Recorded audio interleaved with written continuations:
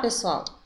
Na aula de hoje falaremos um pouco sobre a literatura brasileira contemporânea, mais especificamente a poesia contemporânea. Alguns especialistas dizem que a literatura contemporânea ela inicia nas décadas de 1950 e 1960, que era o momento em que ocorriam manifestações artísticas que produziram desdobramentos importantes na cultura brasileira e na literatura das décadas subsequentes. Com o fim do regime militar e da censura que havia em nosso país, em 1985, escritores brasileiros começaram então a buscar formas diversificadas, tanto na poesia quanto na prosa. A literatura contemporânea reúne aí um conjunto de características de diversas escolas literárias anteriores, revelando-se assim como uma mistura de tendências que inovam aí tanto a poesia quanto a prosa do período. O concretismo é considerado o primeiro movimento importante do período contemporâneo da nossa literatura.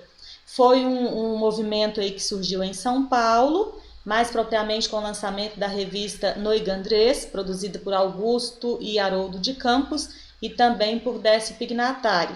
Esse movimento ele se estende aí até o final da década de 1960 e exerceu aí forte influência nas artes, inclusive sobre o tropicalismo. É uma tendência que foi influenciada pelo futurismo e pelo cubismo, que são vanguardas europeias. A poesia concreta ela rompe aí com o verso linear, explorando recursos tipográficos como o tipo e o tamanho das letras, as cores, as texturas, o que leva aí a sugerir um movimento, propondo aí então variadas formas de leitura dos textos. Rompeu drasticamente com a estrutura discursiva do verso tradicional, propondo a criação de uma poesia mais livre de qualquer subjetividade e de qualquer intimismo. A poesia concreta, ela é visual, não formal, portanto destituída aí de estrutura poética em relação a número de versos, de sílabas poéticas, metrificação e versificação em geral. É uma corrente literária inovadora e subversiva, e que ainda hoje influencia aí alguns poetas, artistas, plásticos e músicos. Temos aqui alguns exemplos de poemas concretos, para que nós percebamos aí a questão da forma, de como o poema se apresenta ali no papel. Nós temos ali um exemplo do Augusto de Campos, de Arnaldo Antunes, de Décio Pignatari. Você observa ali que são poemas que neles há uma preocupação maior com a forma como eles se apresentam, a questão da letra, da estruturação dentro do texto ali na página em si, e não ali uma preocupação excessiva com a questão da forma, da métrica, diversificação em si. Importante falarmos aqui também da literatura de resistência e poesia marginal. Esses aspectos surgem como reação à situação política vivida desde o golpe militar de 1964. Então, alguns artistas como Chico Buarque, Tiago de Mello e Ferreira Goulart, eles passaram a produzir uma arte aí de resistência. Um grupo de poetas resolve produzir publicações em forma de revistas, jornais, folhetos mimeografados e pôsteres e vendê-los diretamente ao público em portas de cinemas e teatros e em shows musicais. Então aí é como se fosse ali uma rebeldia diante do que ocorria. Então eles produziam ali, quando fala folhetos mimeografados, o mimeógrafo era um aparelho muito utilizado há algumas décadas, até pelas escolas, onde havia ali a reprodução de textos de uma forma mais, digamos que manual. Então esses artistas, eles mesmos produziam e vendiam diretamente ao público ali em portas de cinemas e teatros.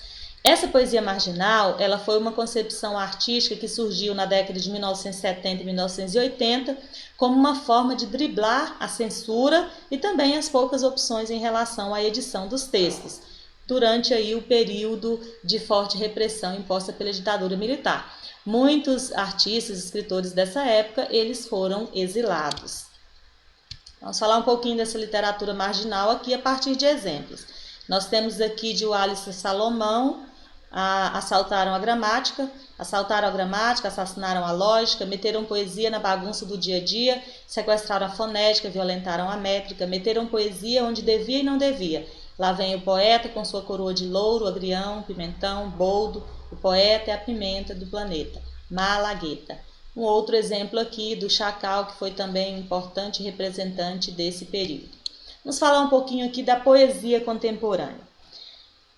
Assim como a prosa, ela é produzida por meio de uma mistura de estilos literários, embora em sua maioria traga aí aspectos universais e críticos do cotidiano e da sociedade da época.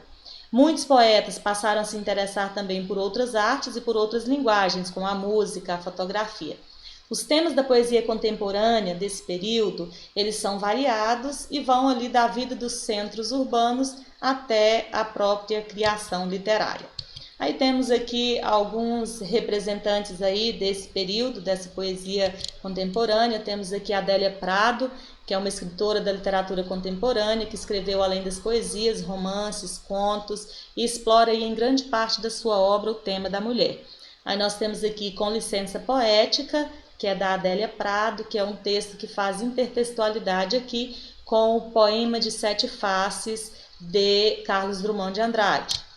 Um outro que nós temos aqui, a Hilda Rich, que também é uma poeta brasileira do interior de São Paulo, considerada aqui uma das maiores escritoras do século XX no Brasil. Além de poesias, escreveu também crônicas e algumas obras de dramaturgia. Temos aqui o poema Tateio, da Hilda.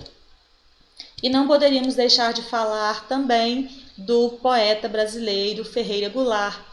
Esse é considerado aí um dos maiores escritores brasileiros do século XX. É dono aí de uma obra social, radical e engajada. Aí nós temos aqui como exemplo um dos poemas aí bastante conhecidos do Ferreira Goulart, Não Há Vagas.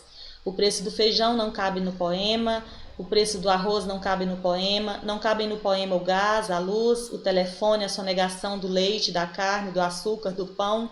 O funcionário público não cabe no poema, com seu salário de fome, sua vida fechada em arquivos, como não cabe no poema o operário que esmerila seu dia de aço e carvão nas oficinas escuras. Um poema assim bastante contemporâneo e também bastante aí real para a época em que estamos vivendo também atualmente. Mais um exemplo aqui, nós temos o Paulo Leminski, que é um poeta aí de Curitiba e foi um dos grandes representantes da poesia marginal. Além de poesias, escreveu também alguns contos, ensaio e também obras infanto-juvenis. Aí nós temos aqui o poema Bem no Fundo, de Paulo Leminski. No fundo, bem lá no fundo, a gente gostaria de ver nossos problemas resolvidos por decreto. A partir desta data, aquela mágoa sem remédio é considerada nula e sobre ela silêncio perpétuo. Extinto por lei todo remorso maldito, seja quem olhar para trás, lá para trás não há nada e nada mais.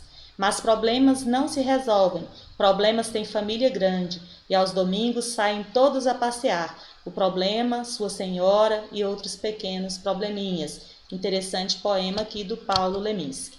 Então essa foi assim uma breve exposição aí sobre a poesia contemporânea, literatura contemporânea brasileira, mais propriamente aí especificando sobre a poesia contemporânea. Não percam as nossas próximas publicações e até a próxima.